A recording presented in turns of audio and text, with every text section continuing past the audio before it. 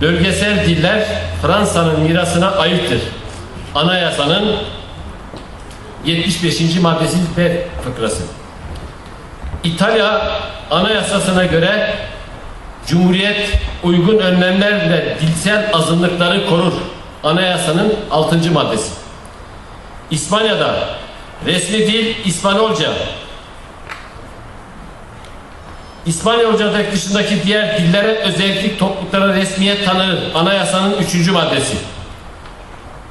Japonya Ainulara 70.000 kişiye kalmasına rağmen kendi dini resmi olarak kabul ettiler.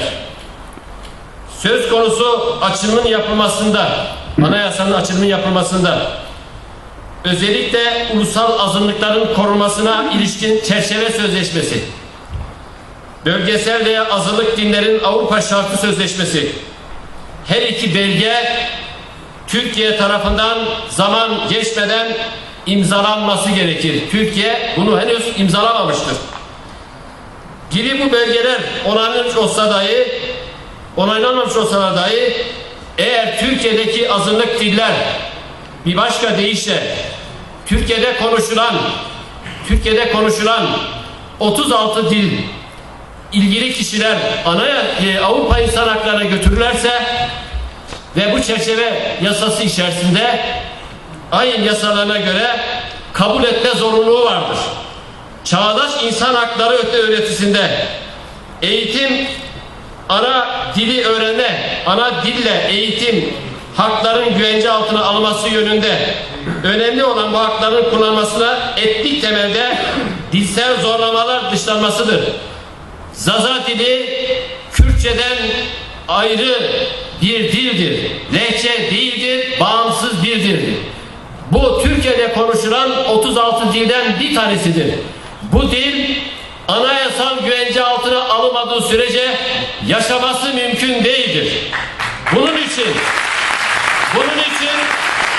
1950 yılında Milaso, Ubice dili, Ertelin dili yok olduğu Anadolu'da. Bu dillerin yaşaması için mutlaka anayasal güvence içerisinde olması şarttır. Bu bağlamda altını çizdikten sonra esas konuma geçmek istiyorum. Tarihinde Deyleman, Gilan, Ramsar, Hasanbey, Laçinan, Mazenderen, Koopir o bölgeyi yaklaşık olarak bir ay alan çalışması yaptı. Bu çalışma içerisinde bugün Dersim olmak üzere bütün Zaza kökenlerinin İran'ın kuzeyinde Taberistan, Cival, Gilan, Hazar Denizi kalan bölgede milattan önce 2100 yıldan beri yaşayan Deylenlere dayanmaktadırlar. Ve Zazaca'da Deylence anlamındaki Dimili dilin en gelişmiş koludur. Burada da belirtildiği gibi bunu yapamıyoruz. Oklarla. Oklar benim. Milattan sonra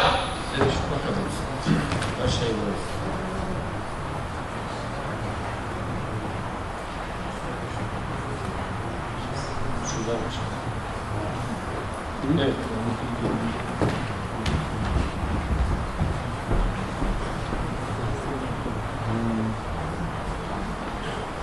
Evet, şimdi bu göçün tarihi milattan sonra 550'lerden çok daha öncelere dayanmaktadır.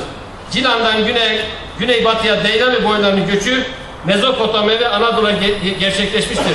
Şimdi buradan hareketle şunu söylemek istiyorum. Ben bunu kullanamıyorum. Sen bana bir yardımcı olur musun? Urartuca dillerinde ait yazılı kaynaklarda da Zazalar inadına Kürttür diyerek dayatmaları yanlıştır, doğru değildir, temelsizdir. Sizin dediğiniz de devlet politikası. AKP'nin politikalarıdır yaptığınız. Biz anlatalım ondan sonra konuşalım. Evet. Şimdi onun için biz Kürtlerin dillerin gelişmesine de saygılıyız. Kürtlerin gelişmesine saygılıyız. Anadolu'da 36 dilin gelişmesine de saygılıyız. Evet. Gelişmelerine saygılıyız. Çünkü her dil bir endemik bir dil.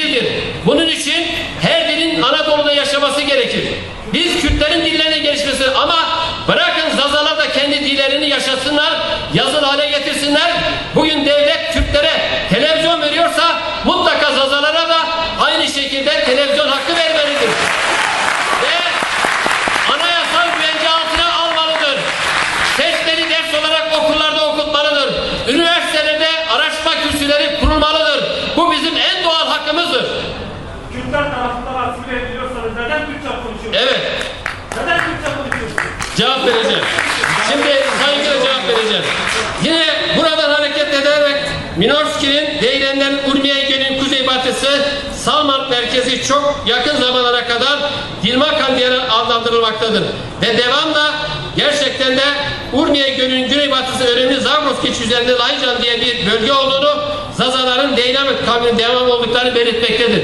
Ben bu bölgeye de gittim. Özellikle Laçinan'a, Deylaman'a, Ramsar'a, Gilan'a, Kopire bu bölgelere gittim, dolaştım ve gerçekten de bu bölgelerdeki yer isimleri de bugün Dersim'de ve Zazaların olduğu bölgelerde isimlerin çok benzediklerini gördüm. Mesela Torun, Hozat'ta bir köyün adıdır. Orada da vardır. Açkale, Erzurum'da var. Deylaman'da da vardır. Verami, Çemişgeze'nin bir köyü mü? Deylaman'da da aynı ad var. Koopir, Gilan'da var, Dersim'de de var. Deşt, Dersim'de de var, Gilan'da da aynı isim var. Şakak, Perte'nin bir köyü, orada da var, Gilan'da da var. Hasan Bey, Dersim'de de var, orada da aynı ad var. Pulur, Ovacı'nın eski adıdır, Deylaman'da da aynı ad var. Yine o Kasımanlı, Hozat'ın bir köyü, orada da aynı ad var. Laçinan, Dersim'de bir aşiretin adı Laycan diye bir yer var Deylaman'da. Görüldüğü gibi yer isimleri çok örtüşüyor ve benziyor. Deylaman, Gilan, Horasan'da özellikle aşiret adları da çok benziyor. Mesela orada Şavalyanlı var, Şadili aşireti var, Zafranlı aşireti var, Meskanlı aşireti var, Hizol aşireti var, Zeydanlı aşireti var, Alanlı aşireti var, Elkanlı aşireti var, Şamlı aşireti var, Çemişkesi gibi çeşitli aşiretler Gilan, Deylaman'da da vardır. Bugün Dersim ve Zazaların yaşadığı bölgelerde de aynı aşiretler varlıklarını devam etmektedirler. Görüldüğü gibi Zazaların ana yurdu Deylaman ve Gilan'dır. Yani Horasan bölgesinin bulunduğu, Deylaman, Gilan, Horasan'ın bulunduğu bölgelerdir. Bu benzerlik ve ortaklık kırmaç olarak bilinen Zazaların ana yurtlarının Deylaman, Gilan, Horasan olduğu gerçeğini bir kez daha ortaya koymaktadır. Biraz önce bahsettiğim bilim adamların çoğu da Zazaların ayrı bir halk olduğunu, ana yurtların Deylaman, Horasan ve Gilan bölgesinin olduğunu gözetledim. 2000 tarihinde yapmış olduğum gezide de bunu yaşayarak gördüm. Onun için ben Hodri Meydan diyorum. Bilim adamları, üniversiteler özellikle o bölgeyi araştırma yapsınlar. Zazaların Kürt olduğunu iddia edenlere Hodri Meydan diyorum. Deylamistan'a, Gilan'a, Horasan'a gitsinler, oradaki Zazaların ne bir dil konuştuklarını açık bir şekilde görsünler. Zazaların 9. 10. 12. yüzyıllarda Hazar Denizi'nin batı güney kıyılarında bulunan Dağlık, Gilan, Deylaman, Horasan bölgesinden Dersim bölgesine gelip yerleştikleri ve özellikle geliştikleri açık bir şekilde ifade etmek isterim. Yine buradan hareketle birçok bilim adamı Gilan'ın, Deylaman'ın nere olduğunu söylüyorlar. Örneğin Kamış Yurcan, Kabaristan, hatta Hazar Denizi'nin ülkeleştiğini gösterir. Yine Barfan, diğer yerleşim yerler Şamiran, Haşim ve Tolika'nı gösterir. Tüm bu açıklama anlaşılana göre Deylaman, Hazar Denizi'nin dökülen Safvitrut, Salus ırmakları, İran yaylası, deniz kıyısından bulunan ovalar arasında Elbrus dağlarının özellikle Hazar Denizi'ne bakan yamaçlar arasında sarp arazidir. Kısaca Deylaman, İran'ın kuzeyinde Tabaristan, Gilan, Hazar Denizi arasında kalan bölgedir.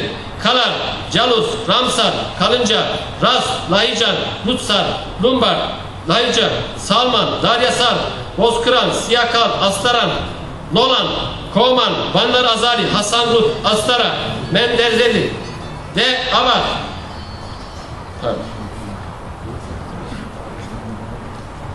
Ve kısaca şunu söylüyoruz.